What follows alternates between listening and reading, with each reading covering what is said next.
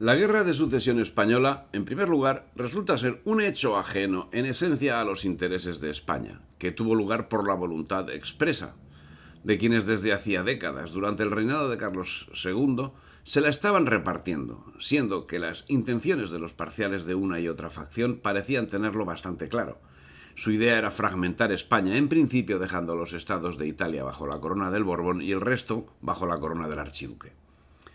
En segundo lugar, efectivamente, fue también una guerra civil entre españoles, algo que había ido difiriéndose en el tiempo, al menos desde que el conde duque de Olivares planteó algo que parece esencial, la unión de armas.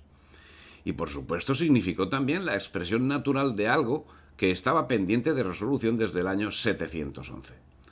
Los reinos hispánicos habían llevado una lucha secular por la reunificación nacional, algo que resulta incuestionable por los documentos legados, a pesar de la triunfante versión británica, que tras haber troceado a la España transcontinental nos tiene sumidos en ambos hemisferios en políticas de aldea, haciéndonos afirmar la supremacía de nuestras particularidades más íntimas con relación a las de los demás, con el único fin de seguir creando discordias y división entre los españoles.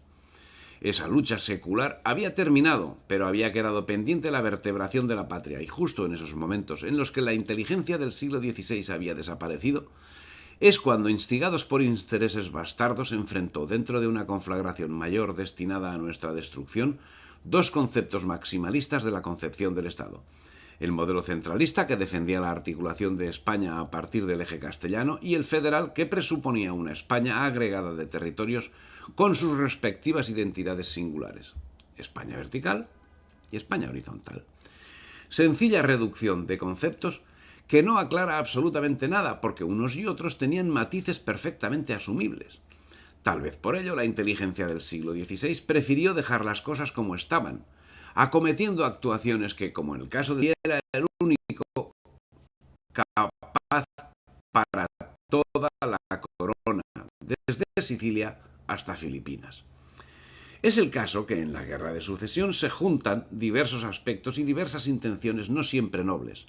Generalmente es admitido, como señala Rosa María Alabrús, que el punto de partida de la Guerra de Sucesión es el tercer testamento de Carlos II, que otorgaba la sucesión de la monarquía de España a Felipe, duque de Anjou, nieto de Luis XIV. Este había cambiado su estrategia intervencionista de los últimos años del siglo XVII y prefería el sucursalismo de la monarquía española respecto a sus intereses a través de su nieto. Parece que la posibilidad cierta de controlar la totalidad de la monarquía hispánica sedujo más a Luis XIV que el cumplimiento de lo pactado con los otros enemigos de España cuando esa posibilidad era incierta. Así, es comprensible que tanto el emperador Leopoldo como Inglaterra se sintiesen traicionados al ver que no había voluntad de cumplir con lo previamente pactado, por lo cual el incumplimiento de los tratados de partición por parte de Luis XIV, que aceptó la sucesión de su nieto Felipe de Anjou al trono español con toda su integridad territorial, lanzó inmediatamente al emperador Leopoldo I a la guerra en Italia, mientras que Guillermo de Orange, rey de Inglaterra y estatúder de las Provincias Unidas, actuó con mayor cautela, aguardando a recibir concesiones comerciales en el rico mercado americano. Ese fue el motivo por el que la guerra se produjo en unos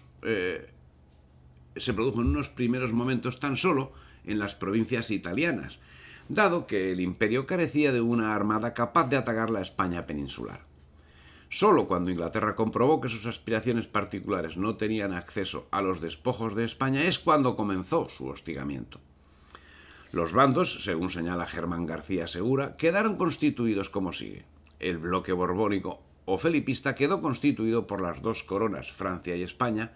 Baviera, Colonia y Saboya, que cambió de bando en 1703, mientras que el partido aliado o austracista quedó formado por el Sacro Imperio, Inglaterra, a partir de 1707, las Provincias Unidas, Prusia y Portugal desde 1703. La guerra se extendió a la península en 1702 cuando entró en acción la Armada anglo-holandesa. Las acciones terrestres comenzaron en 1704. La alineación no era clara en ninguna parte. El almirante pretendía iniciar la invasión por Andalucía, pero las brutales acciones llevadas a cabo por los aliados, en esencia británicos y holandeses, posibilitaron que la población tomase partido por Felipe V. Por su parte, la alineación de Cataluña en aquellos momentos, según señala Ricardo García Cárcel, debió contar y mucho la memoria que se tenía de Francia tras la Revolución de 1640. Si Cataluña había apostado en 1641 por Francia contra la España de Olivares, medio siglo después apuesta por la continuidad de los Austrias.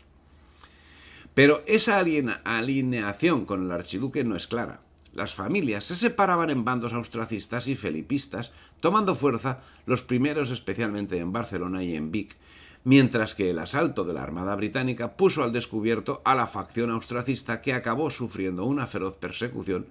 hábilmente utilizada en beneficio político de la Casa del Archiduque, que a finales del 1704 conoció un auge de envergadura. Hacía 4 años que había sido coronado Felipe V.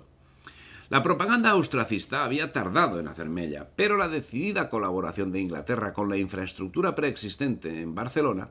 fue determinante a la hora de llevar a término la conquista.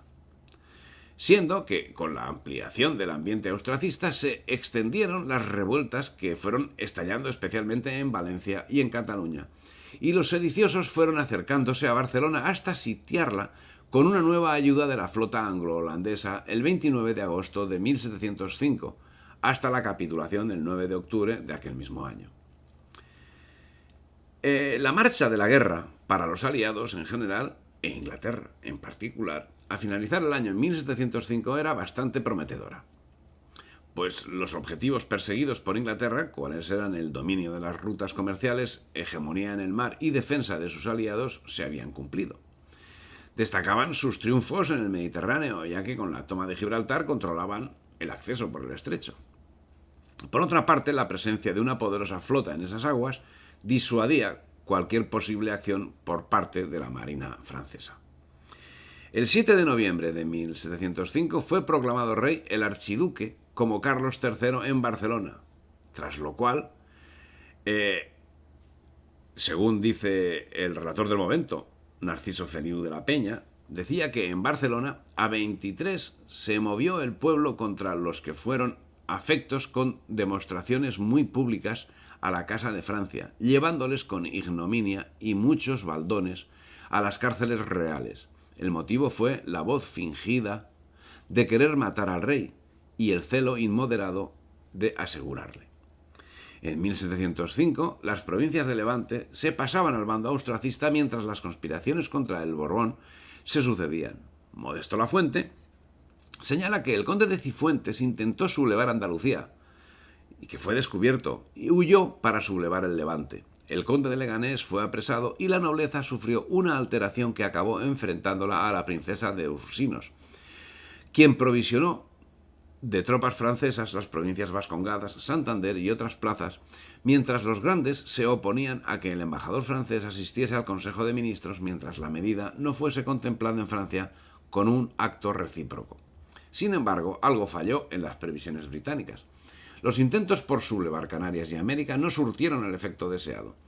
llegando a producirse algunos incidentes que tuvieron principal reflejo en una conjura en México.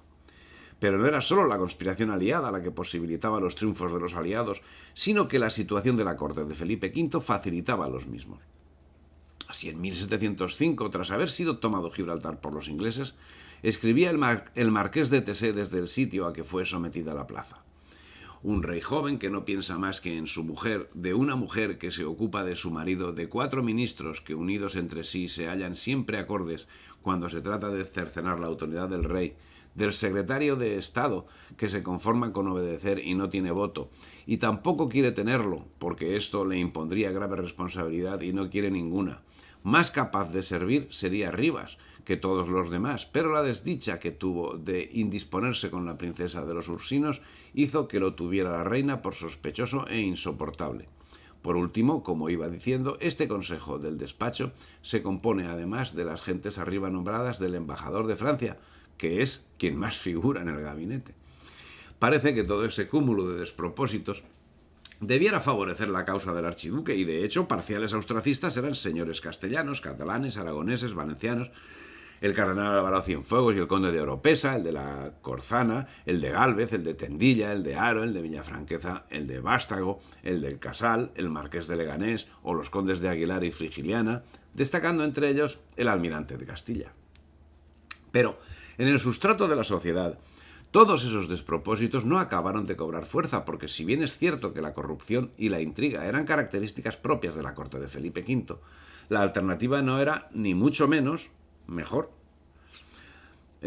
Dice Juan Saavedra Zapater que la razón de la aparente quietud de los reinos de la Corona de Castilla debe buscarse en otras causas que las hasta ahora esgrimidas por la historiografía. Una de ellas pudiera ser la campaña de propaganda desencadenada por la corona contra el archiduque y su alianza con los príncipes protestantes. Al menos así se desprende de las cédulas reales enviadas a los pueblos solicitando su ayuda financiera, en la que participó muy activamente el clero secundándola. Otra, los desmanes del ejército aliado en las poblaciones costeras y en los lugares por donde se desplazaba, recordados y denunciados muchos años después como un factor determinante de la crisis económica de las poblaciones y de la huida de sus habitantes. En tercer lugar, el resentimiento, quizá la animadversión, de los castellanos hacia los reinos de la Corona de Aragón, siempre propensos a cuestionar la autoridad del soberano cuando se veían amenazados en sus fueros y en sus intereses económicos, pero también hacia Portugal y las potencias marítimas, que no dudaron en aliarse para abrir un frente de operaciones militares en el oeste peninsular y debilitar aún más a la monarquía hispánica, ahondando, por otro lado, en viejas y mal cicatrizadas heridas, sobre todo en los lugares próximos a la frontera lusitana. Pero no debemos caer en conclusiones apresuradas. La adscripción a Felipe V o al pretendiente austriaco no fue uniforme. Así, por lo que respecta al clero, el alto clero se mantuvo por lo general partidario de Felipe V y el inquisidor general Baltasar de Mendoza, el obispo de Albarracín, el de Huesca, el de Solsona, el de Segorbe y parte importante del bajo clero se manifestaron cercanos al archiduque. Para hacer esa afirmación, además de los datos señalados, debemos tener en cuenta otros aspectos, como puede ser la represión impuesta por ambos bandos con la confiscación de bienes a los disidentes, justificada por el delito de rebelión, algo que señaló Felipe V en el decreto de derogación de fueros de los reinos de Aragón y Valencia. Melchor de Macanaz, con Francisco Ronquillo y con el embajador de Francia, Michael Jean Amelot, por encargo real, acabaron sentenciando que debían ser abolidos los fueros, lo que se llevó a efecto por decreto de 29 de junio de 1707 para Aragón y Valencia. En 1715 se aplicaría en Mallorca y en 1716 en Cataluña. Solo las provincias vascongadas, Navarra y el Valle de Arán conservarían los fueros, dando paso a una nueva organización territorial en provincias gobernadas por un capitán general y una audiencia. Eran al fin las consecuencias de la aplicación del decreto de nueva planta promulgado el 29 de junio de 1707, cuya justificación queda reflejada como sigue. Considerando haber perdido los reinos de Aragón y Valencia y todos sus habitadores por la rebelión que cometieron faltando enteramente al juramento de fidelidad que me hicieron como a su legítimo rey y señor, todos los fueros, privilegios, exenciones y libertades que gozaban y que con tal liberal mano se les había concedido, así por mí como por los señores reyes mis predecesores, particularizándolos en esto los demás reinos de esta corona, y tocándome el dominio absoluto de los referidos reinos de Aragón y de Valencia, pues a la circunstancia de ser comprendidos en los demás que tan legítimamente poseo en esta monarquía, se añade ahora la del justo derecho de la conquista que de ellos mis armas con el motivo de su rebelión, y considerando también que uno de los principales atributos de la soberanía es la imposición y derogación de leyes, las cuales, con la variedad de los tiempos y mudanzas de las costumbres, podría yo alterar, aun sin los grandes y fundados motivos y circunstancias que hoy concurren para ello en lo tocante a los de Aragón y Valencia, he juzgado por conveniente, así por esto como por mi deseo de todos mis reinos de España, a la uniformidad de unas mismas leyes, usos y costumbres, y tribunales gobernándose igualmente todos por las leyes de Castilla tan loables y plausibles en todo el universo, abolir y derogar enteramente, como desde luego por abolidos y derogados, todos los referidos fueros, privilegios, prácticas y costumbres hasta aquí observadas en los referidos reinos de Aragón y Valencia, siendo mi voluntad que éstos se reduzcan a las leyes de Castilla y al uso, práctica y formas de gobierno que tiene y ha tenido en ella y en sus tribunales sin diferencia alguna de nada. Pero como señala Virginia León Sanz, la actuación felipista no fue muy diferente a la austríaca. entre 1705 y 1707, hubo un importante exilio de valencianos borbónicos, cuyas haciendas fueron confiscadas por el archiduque Carlos y administradas por una junta de secuestros. Esa junta de secuestros no era sino una acción centralizadora llevada a cabo por el archiduque. Y es que el discurso teóricamente foralista del austracismo se contradecía con la praxis de gobierno diario, tan centralizadora y regalista como la de Felipe V. La Junta Eclesiástica de Confiscaciones, la Unión de Armas, a lo que se unían las corruptelas del círculo de gobierno y la promoción nobiliaria de la burguesía, a lo que también se unía la discriminación de las ciudades a favor de los privilegios políticos y mercantiles que asumía en exclusiva Barcelona. Cuestiones que se veían reflejadas en las nuevas constituciones, que son unas reivindicaciones económicas y políticas últimamente presentadas como espurias, entre las que destaca el control de los cargos reales por parte de catalanes o la creación de guarniciones militares catalanas por toda España, así como privilegios para los comerciantes catalanes en las ferias castellanas y en los puertos de Gibraltar y del Cantábrico. En cualquiera de los casos, las nuevas constituciones no son sino una muestra de la guerra ideológica que se estaba librando al compás de la guerra militar. Lo que sí queda claro es que la apertura de Cortes que se inició en 1706 tras la toma de Barcelona se dilataron, según Feliu de la Peña, por causa de algunas constituciones que pretendían los brazos y no parecía a los tratadores de la parte del rey que las concediere. El flamante Carlos III emitió un largo comunicado en el que detallaba el desarrollo de la actividad llevada a cabo por Inglaterra y sus aliados, señalando que finalmente con la ayuda de las tropas de Inglaterra capitaneadas por la militar y acertada dirección de Milord Conde de Peterborough y de las de Holanda, gobernadas por el barón de Schwarzenbach, y con lo mucho que vosotros habéis contribuido, queda todo el Principado bajo mi suave y legítimo dominio. En estas Cortes fueron admitidas las insaculaciones cuya negativa había significado el disgusto de los estados con el duque de Anjou, y declaró el rey en la Constitución primera de estas Cortes, con uniforme aprobación y libre y espontánea voluntad de los estados o brazos de la provincia, que era rey y monarca legítimo de toda la monarquía española. En cualquier caso, la relación del archiduque con sus instituciones no siempre fue fluida. Su carácter autoritario introdujo frecuentes tensiones en el trabajo de los ministros españoles, en particular de la Junta de Estado y de Guerra. Lo mismo que Felipe V, aparece rodeado de una camarilla francesa. Carlos de Austria tuvo principalmente consejeros imperiales, como el príncipe Antonio de Liechtenstein o el duque de Moles. En 1708, con la llegada del mariscal Starhemberg, para ponerse al frente del ejército, se completó la presencia imperial en la corte barcelonesa. Aunque el emperador representaba al archiduque en las negociaciones con los aliados, la correspondencia del embajador español en Viena, el marqués de Pescara, muestra el escaso interés imperial por las noticias y las peticiones procedentes de España. Al margen de estas cuestiones, los muñidores de la tragedia estaban acordando otras que parece tenían bastante claras. Su idea era fragmentar España, en principio dejando los estados de Italia bajo la corona del Borbón y el resto bajo la corona del archiduque. En 1709, unos nuevos acuerdos entre Francia, Inglaterra, Holanda y el Imperio señalaban que Felipe dejaría el trono y se retiraría a Francia. Los ingleses se quedarían con Lérida, Tortosa y Pamplona.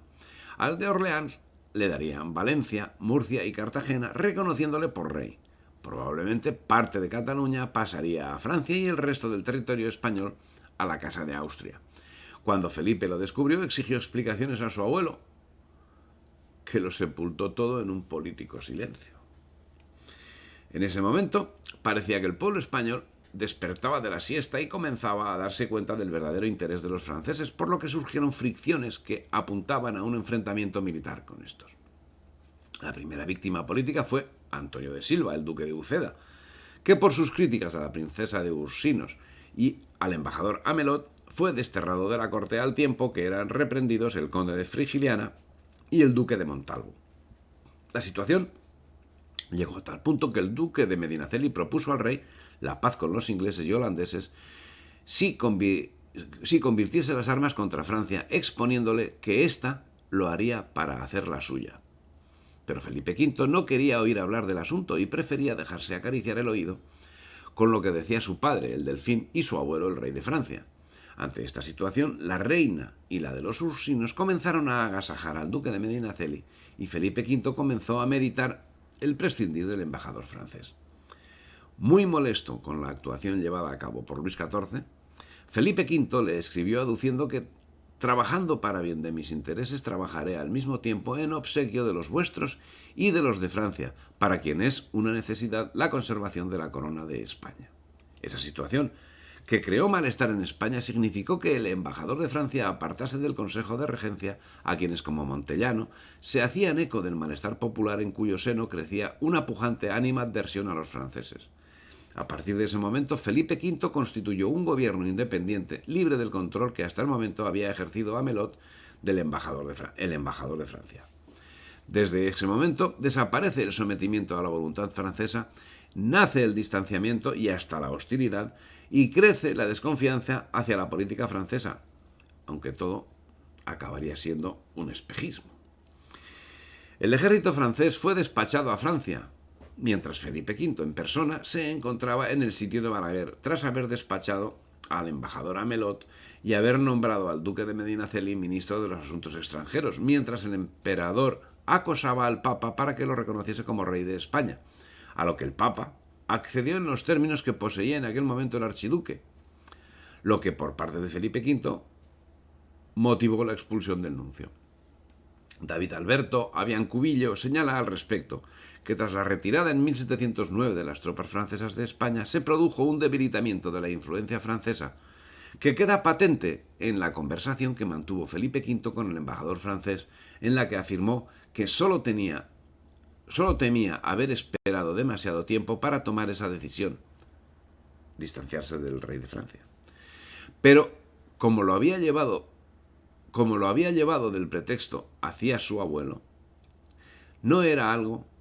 de lo que debía arrepentirse. En ese mismo sentido, el 17 de abril de 1709 escribía Felipe V a su abuelo Luis XIV y le decía: jamás dejaré a España sino con la vida, y prefiero, sin comparación, mucho más perecer disputando en ella el terreno palmo a palmo al frente de mis tropas, que tomar ningún partido, que mancillarse, si me atrevo a decirlo así, la gloria de nuestra casa, que yo, si puedo, no deshonraré ciertamente. Un acto extrañamente gallardo en un Borbón que, sin embargo, queda empañado por la irrefrenable sumisión que finalmente señala cuando, para acabar la frase, refiere: quedándome el consuelo de que, trabajando por mis propios intereses, trabajaré también por los de la Francia, para quien es absolutamente necesaria la conservación de España. Parece innecesario comentar esa afirmación. Con esta situación de enfrentamiento, en febrero de 1710 llegó sin complicaciones la flota de Nueva España, lo que representó un respiro para las arcas. Pero por otra parte, las constantes intrigas llevaron a que el duque de Medinaceli fuese encarcelado por tener relaciones con el bando austracista. Recibía el pago por las acciones del año anterior que llevaron a la retirada de algunos agentes de Luis XIV. Le sustituiría Ronquillo como ministro de los Asuntos Extranjeros, y Marián de la Tremoille, que un año antes le había servido de apoyo principal, permaneció en su puesto. No fue Medinaceli el único en caer en desgracia. Los enfrentamientos en la corte supusieron que se retirara el conde de Aguilar y la comandancia de los ejércitos recayó en el marqués de Villadarias, Francisco del Castillo y Fajardo, aquel que en su momento fuese responsable de la presencia británica en Gibraltar. Su actuación permitió que, en junio, el ejército del archiduque, al mando del inglés James Stanhope, tomase la iniciativa y con ella Balaguer, Lérida, Zaragoza y el camino de Madrid, en vista de lo cual la corte tomó el camino de Valladolid, donde se instaló en septiembre de 1710, pasando posteriormente a solicitar ayuda a Francia, a la misma Francia que en abril del año anterior le fueron devueltos esos mismos ejércitos. Cuando Felipe V salió de Madrid, la corte se dividió, quedando en Madrid, entre otros, el conde de Palma, el marqués de la Laguna y el duque de Híjar, declarándose austracistas. El 28 de septiembre entró el archiduque Carlos, pero su estancia se contó por días. La reina, con el respaldo de 31 firmantes de la alta nobleza, el primero de ellos, el duque de Alba, había pedido el envío de Luis de Borbón, duque de Vendôme, a lo que, en principio, no accedió Luis XIV, quien recibía reproches por parte de quienes estaban empeñados en el descuartizamiento de España, en el sentido de que la alta nobleza no respaldaba a Felipe V y sí a Carlos, aunque a poco tras el escandaloso retroceso de Felipe V, el mismo mes de septiembre de 1710 lo envió como generalísimo de los ejércitos españoles. El 9 de noviembre de 1710, el mismo año, colocó Vendôme a Felipe V nuevamente en Madrid y tras derrotar a los británicos de Stanhope, fue designado virrey de Cataluña, puesto que no llegó a desempeñar al haber fallecido en Vinaroz el 11 de junio de 1712, víctima de una atracción de un atracón de langostinos.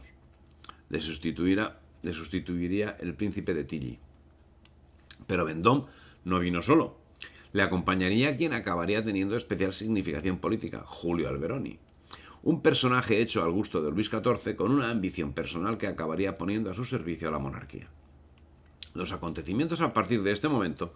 se acelerarían favorablemente para Felipe V. Las victorias se sucedían una tras otra y en 1711 la muerte del emperador acarreó una nueva situación internacional que repercutió directamente en el devenir de la guerra en España. Y es que el archiduque se marchaba a Viena para ser coronado emperador. Situación complicada. Este hecho daría un vuelco al conflicto. Y es que Inglaterra, que tan manifiestamente había apoyado al archiduque, no estaba dispuesta a sentar en el trono de España a quien conjuntase bajo su corona a Austria y a España. A partir de ese momento, la participación de la Gran Bretaña sería displicente, como siempre, más pendiente de sus intereses particulares que de las promesas formuladas. Algo que acabaría con el abandono del apoyo prestado a la causa de Carlos, sin que ello significase dejar de prestar apoyo en todo lo que significase el menoscabo a quienes aparentemente dejaban de hostigar. Hubo otro acontecimiento que pudo haber cambiado la historia. En 1712, la muerte del Delfín de Francia. Luis, duque de Borgoña, generó expectativas a Felipe V en el trono francés. El rey tuvo varias conversaciones con el duque y el abate italiano paralelas a los preacuerdos de Utrecht. Según Castellví, el Consejo de Estado se juntó muchas veces sobre esa novedad y las deliberaciones se ocultaron, como también las conferencias entre el rey, reina, duque de Vendôme y el marqués de Monac. El impasse provocado por la muerte del Delfín dio de nuevo un protagonismo indiscutible a Vendôme y a su protegido, que transmitieron a Felipe V los deseos contrarios de su abuelo respecto a sus pretensiones, pero aquel se negó a aceptar sus sugerencias. Sus rabietas obligaron a Vendôme y a Alberoni a armarse de paciencia y a ir a menudo a palacio para desaconsejarle volver a Francia como sucesor de Luis XIV. Sin embargo, en la corte circuló el rumor de que el monarca abandonaría España. No lo hizo. A mediados de 1713 se hizo público el abandono de Inglaterra por la causa del archiduque. La noticia sentó como una jarra de agua fría entre los españoles austracistas. Así, conforme señala Andrés Casinello Pérez, el 30 de junio de 1713, tras conocerse la noticia del abandono de los ingleses, se reunieron en Barcelona los tres comunes, formados por la Generalidad y el Consejo de Ciento, que tenía encomendado el gobierno de la municipalidad y el brazo militar, formado por aristócratas, fueran o no militares. Los reunidos convocaron la Junta General de Brazos, que el 5 de julio de 1713 decidió continuar la guerra, ya que Felipe V no había concedido la amnistía ni se había comprometido a mantener las leyes propias del Principado. El brazo eclesiástico se abstuvo en la votación y fue una fracción del brazo militar dirigida por Manuel de Ferrer y Sitges, autor de un encendido discurso, el que se decantó por la guerra. Todo ello sería posible ser llevado a cabo porque, con la retirada de las tropas austracistas, no se procedió a la entrega de la plaza, sino que, atendiendo a la voluntad europea de debilitar todavía más a España, quedarían contingentes de tropas aliadas supuestamente desertoras. que bajo sueldo británico continuarían ocupando los territorios que eran abandonados en los tratados. Viendo el devenir de los acontecimientos, muchas damas de los reinos de Castilla, Aragón y Valencia se embarcaron en Mataró el 21 de agosto de 1713 con el general Wallis para pasar a Italia y a Alemania. Las condesas de Cardona, de Villafranqueza, del Casal, de Cervellón y de Rafal siguieron a sus maridos. En cambio, la condesa de Cirat se quedó en la capital. Los exiliados austracistas, que en su conjunto y según Virginia León Sanz pudieron alcanzar el número de 30.000, se dirigieron a los territorios italianos y flamencos que habían formado parte de la monarquía española hasta la Paz de Utrecht y que ahora pertenecían a los Habsburgo, Milán, Cerdeña y sobre todo Nápoles, y pocos a los Países Bajos. Señala la misma autora que muchos militares que formarán los regimientos de españoles se instalaron en Hungría. En estos momentos se editó un manifiesto firmado por DJ, en el que, a la par de glosar los acontecimientos principales del conflicto y recordar lo impropio de que España contase con un rey francés, señalaba un objetivo. Seamos todos españoles para el triunfo, ya que somos hermanos en el martirio. Disipad la causa de nuestros tormentos y triunfaremos sobre la astucia y malicia de Francia. Por su parte, el 29 de diciembre de 1713, el archiduque constituyó en Viena el Consejo Supremo de España, integrado por ministros y oficiales españoles en su mayoría. El nuevo organismo tuvo como su principal ámbito de gobierno los territorios de Italia y de los Países Bajos, que al finalizar la Guerra de Sucesión pasaron a la Casa de Austria. Desde una intencionada continuidad con el sistema político de la monarquía hispánica, en el decreto de constitución del Consejo de España se establecía la creación de 4 secretarías provinciales correspondientes a Nápoles, Cerdeña, Estado de Milán y Flandes, a las que se sumaron las secretarías del Sello y de la Presidencia, así como la Tesorería, siendo su presidente el arzobispo de Valencia, Antonio Folc de Cardona. El mismo día, el emperador nombró al notario catalán Ramón de Vilana Perlas, marqués de Rialp, secretario de Estado y del despacho para los asuntos de Italia y Flandes. Los exiliados conformarían un núcleo que desarrollaría una interesante labor tanto en Viena como en la defensa de los intereses del Imperio austriaco y representarían un apoyo de especial interés para los nuevos exiliados españoles surgidos tras el 11 de septiembre de 1714, cuando Felipe V decretó en Hospitalet la salida de todas las familias de castellanos, aragoneses y valencianos que se hallaban en Cataluña por haber seguido el partido de los aliados, y en función de esta orden se embarcaron más de 1.000 personas. Al respecto de este exilio señala Juan Saavedra que la conquista de Barcelona por las tropas de Felipe V supone el extrañamiento forzoso de España de todos los castellanos, aragoneses y valencianos allí instalados, incrementando considerablemente el número de exiliados, puesto que algunos ya se habían ido acompañando al archiduque. En 1714 se contabilizaban ya cerca de 242 personas, en su mayor parte instaladas en Italia. Y aunque en Viena se temía que Felipe V desterrara a muchos españoles para aumentar con ello los problemas del emperador, precisado a socorrerlos cuando no facilitando por esta vía la introducción de espías en la corte imperial. Lo cierto es que, siguiendo a Castellví, su número superó en poco las 1.000 personas. Es lugar común en quien trata la contienda que finalizó el 11 de septiembre de 1714 acusar a Felipe V de intransigente y vengativo, y sin pretender rebatir esa idea. Debemos señalar que eso mismo sucedía en los reinos de la Corona de Aragón contra los súbditos leales a la causa borbónica. La persecución de los partidarios del archiduque no se limitó a destierros, encarcelamientos o suspensiones de empleos y salarios, ya que los más comprometidos políticamente vieron además sus haciendas confiscadas. En 1721, cuando ya se había devuelto algunas propiedades a sus titulares,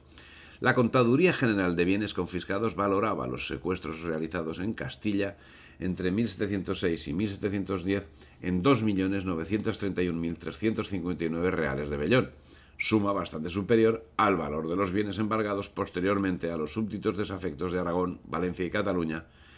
evaluados en su conjunto en 1.735.807 reales de vellón. Sin duda, podemos hablar de falta de generosidad y de altura de miras por parte de Felipe V, que se arrogó derechos de conquista para implantar los derechos de nueva planta. Sin embargo, también hay que señalar que por decreto de 12 de julio de 1715, Felipe V, el mismo, concedía el perdón a las mujeres que se habían significado como austracistas y, de hecho, la mayoría de represaliados volvió a sus casas después de la rendición de Barcelona, como el notario Melchor de Morales, que estuvo encarcelado en la Torre de Serranos y desterrado en 1709, pero que en 1715 se hallaba ya en Valencia como escribano público, o Francisco Nicolau,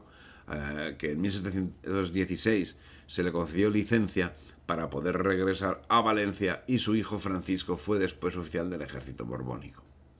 Podemos pensar también en Rafael de Casanovas, que acabó sus días ejerciendo su profesión de notario en San Baudirio de Llobregat el 2 de mayo de 1743. Es el caso que ya en 1715, y con motivo de las presiones internas e internacionales, que Felipe V adujera en los momentos finales de la guerra. Como consecuencia, comenzaron a ser devueltas algunas propiedades que habían sido incautadas a los afectos a la causa austracista, lo que ocasionó no pequeños conflictos jurídicos y se permitió la vuelta de los exiliados. A este respecto, se calcula que regresaron más de 3.000 españoles, sobre todo a partir de 1718, en el contexto internacional que se derivó de la política revisionista de Felipe V. Era la época de los tratados. Así, el 17 de febrero de 1720 se firmó en Londres un nuevo tratado, el de la Cuádruple Alianza, y el 30 de abril del 25 se firmó la paz en Viena entre Felipe V y Carlos VI, los dos antiguos rivales que se habían enfrentado por la corona de España en los primeros años del siglo, cerrando por fin aquella etapa. El tratado, en su artículo 9, establecía la amnistía recíproca y el perdón general de todos los españoles que participaron en la Guerra de Sucesión, así como la restitución de los bienes recíprocamente confiscados y de todas las dignidades concedidas por Felipe V y Carlos VI durante el conflicto y en el periodo siguiente hasta 1725, lo que hacía posible el regreso a España de los exiliados. A ese respecto, el artículo 8 del Tratado de la Cuádruple Alianza de 17 de febrero de 1720 marca que en el Tratado Particular de Paz que se ha de ajustar entre el emperador y el rey de España habrá una amnistía general para todas las personas de cualquier estado, condición, dignidad y sexo que fueran así eclesiásticos como militares y seglares que hubiesen seguido el partido de la una o de la otra potencia durante la última guerra, por la cual amnistía será permitido a todas y a cualquiera de dichas personas reintegrarse en la plena posesión y goce de todos sus bienes, derechos, privilegios, honores, dignidades e inmunidades, para gozarlas y disfrutarlas tan libremente como las gozaban antes de empezarse la última guerra. Alcanzado el triunfo bélico, Felipe V dio impulso a la cultura, fundó la Real Academia Española y la Real Academia de la Historia, siguiendo el modelo francés. Fomentó la intervención del Estado en la economía, apoyó la agricultura y la industria, dando pie a las llamadas manufacturas reales, mejorando la economía nacional y potenciando el ejército y la marina, lo que comportó una mejora en la protección del comercio americano, creando aduanas y prohibiendo la importación de manufacturas textiles, e introdujo importantes reformas administrativas en el Estado, primando la actuación de los profesionales, basando su actuación en la meritocracia. Si te ha gustado el vídeo, dale me gusta, comparte y suscríbete al canal.